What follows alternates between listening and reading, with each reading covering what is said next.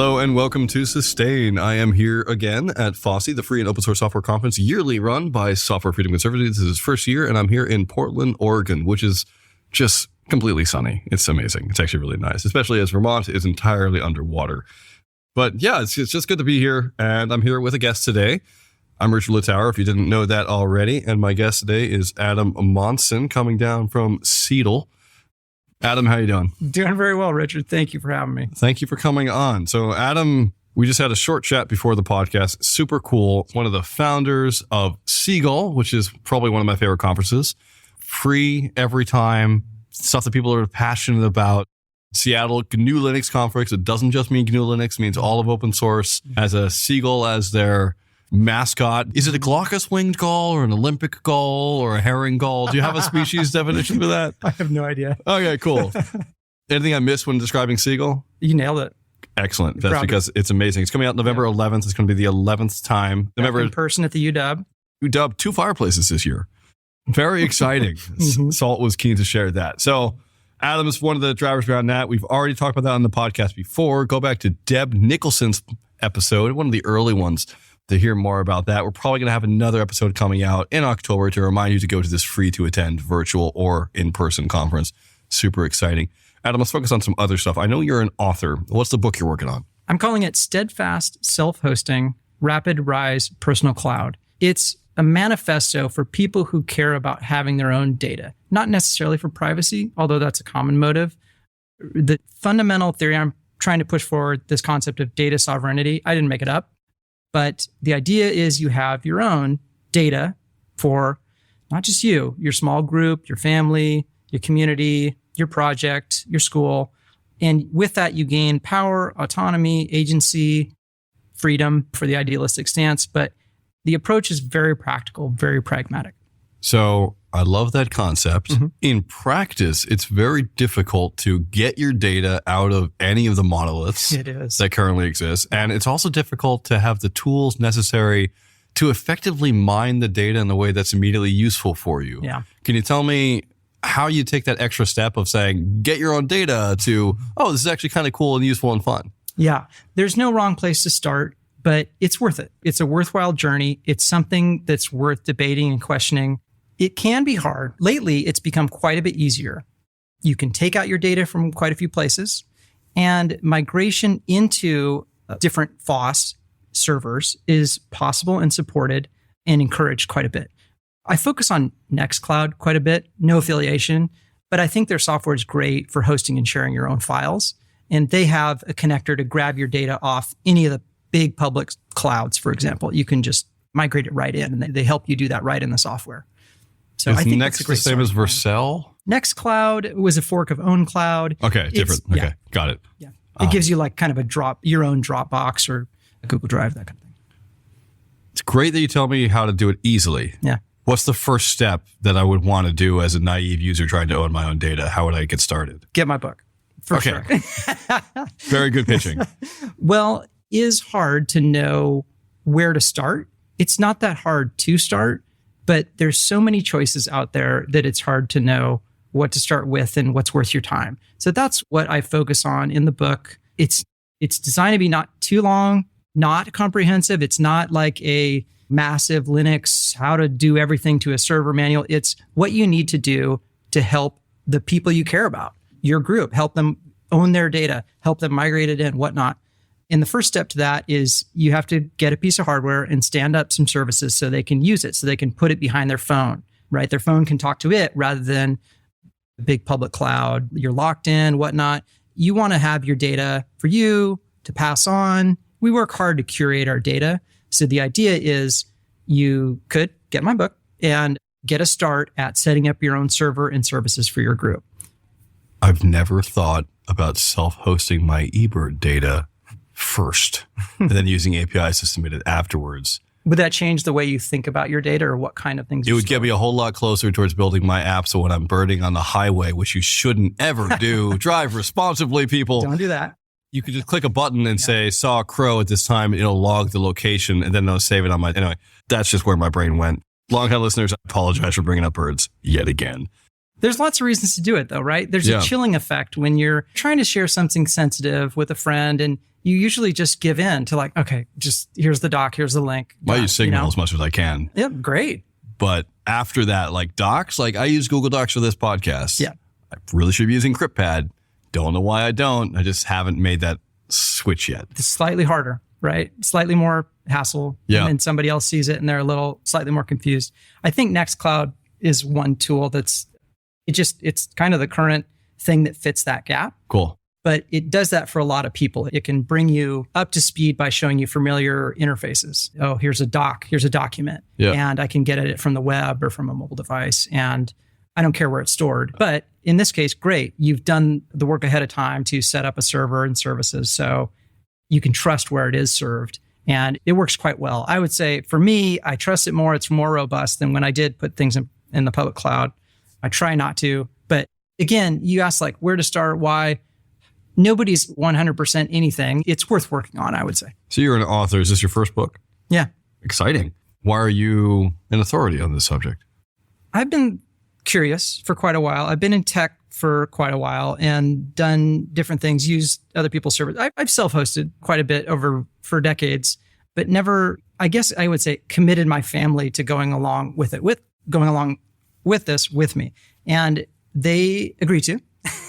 And I said, I'll stand this up and you can use it and we'll talk through what I think that is just a key part. Like if it's just for you, I don't care, man. It's like everybody, them their own. That's great. But when it's a group, it can be very empowering. It's more meaningful, honestly, when you're doing it for more than one person. You share.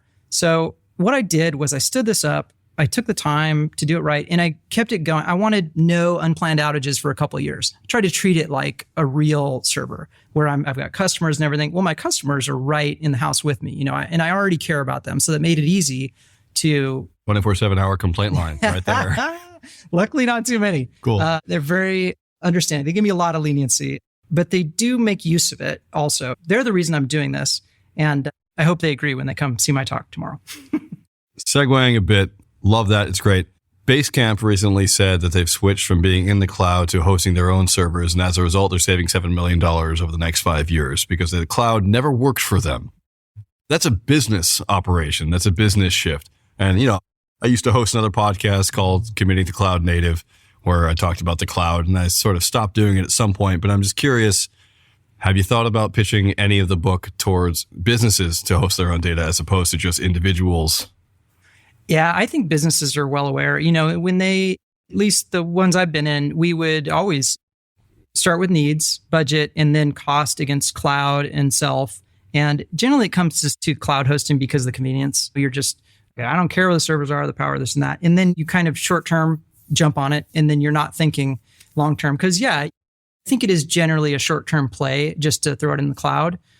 And I'm not surprised that Basecamp is saving millions.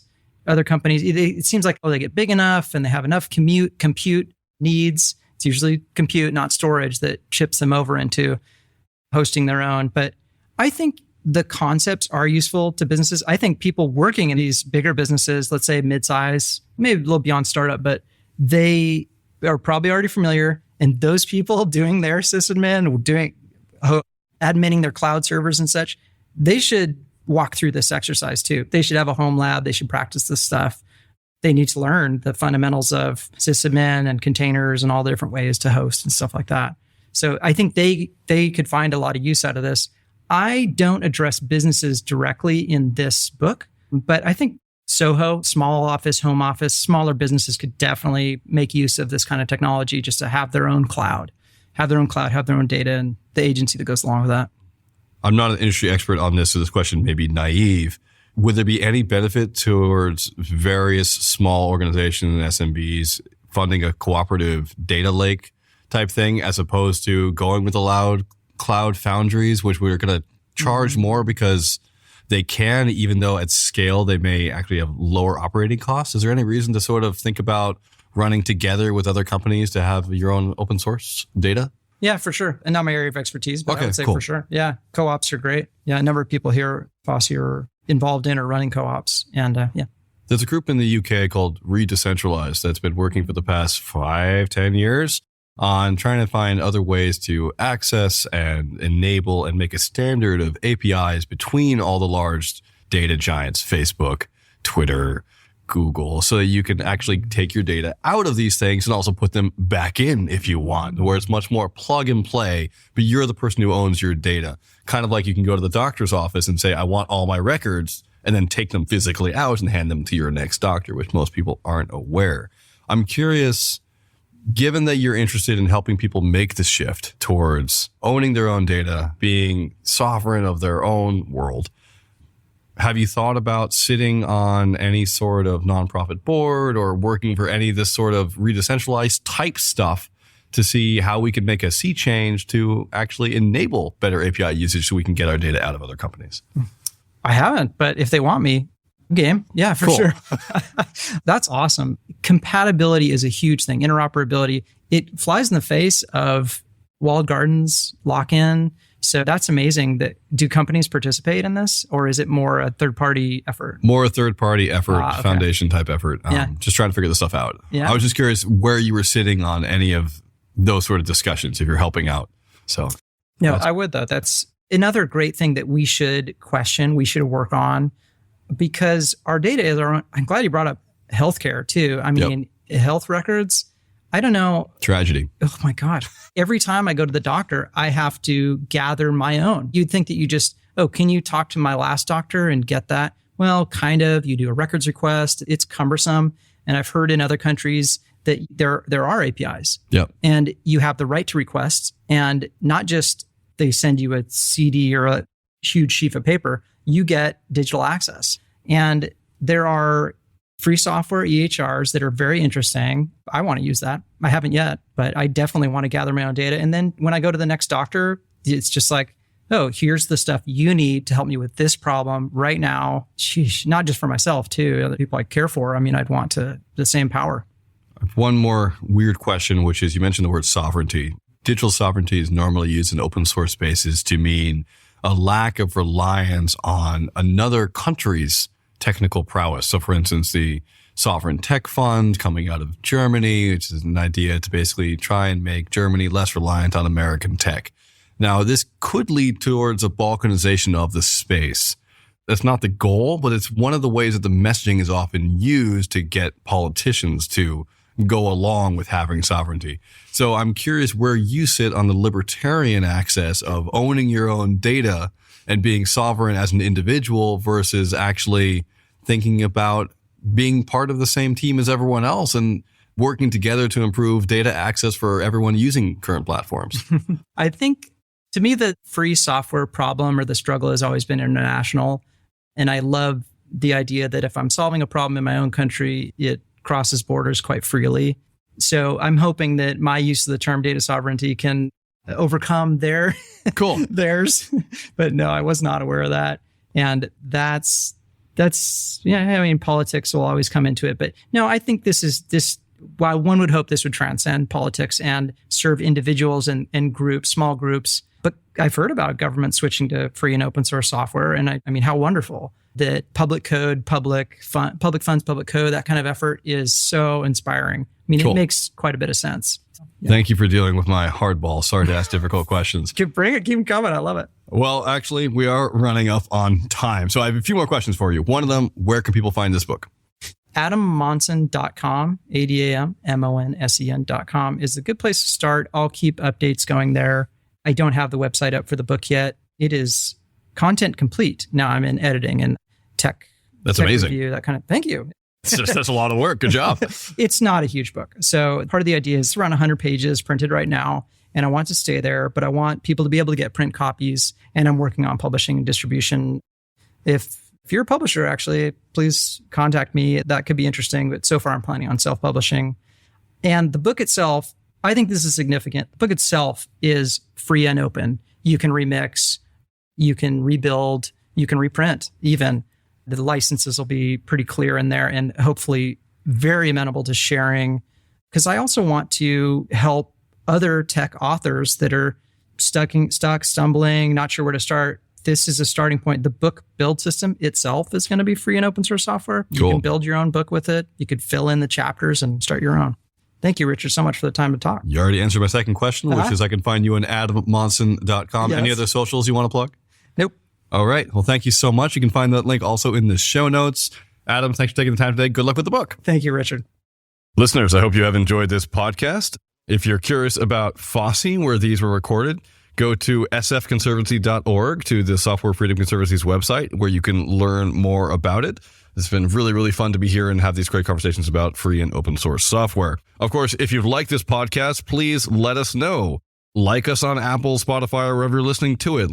Email us at podcast@sustainoss.org. Give us any thoughts or comments or queries or complaints. We would love to hear them. And of course, please tell your friends. Word of mouth is the single best way to get more listeners on this podcast. And hopefully you think that that's something we should have. If you would like to donate, you can go to Open Collective to Sustain OSS, where you can donate to the production costs for this podcast, which is not free. So that would be super, super great. And of course, you can join in the conversation yourself by going to discourse@sustainoss.org to go chat. And you can follow us on Twitter @sustainoss, on Mastodon, and I believe on Blue Sky. So thank you so much for listening and take care. Bye.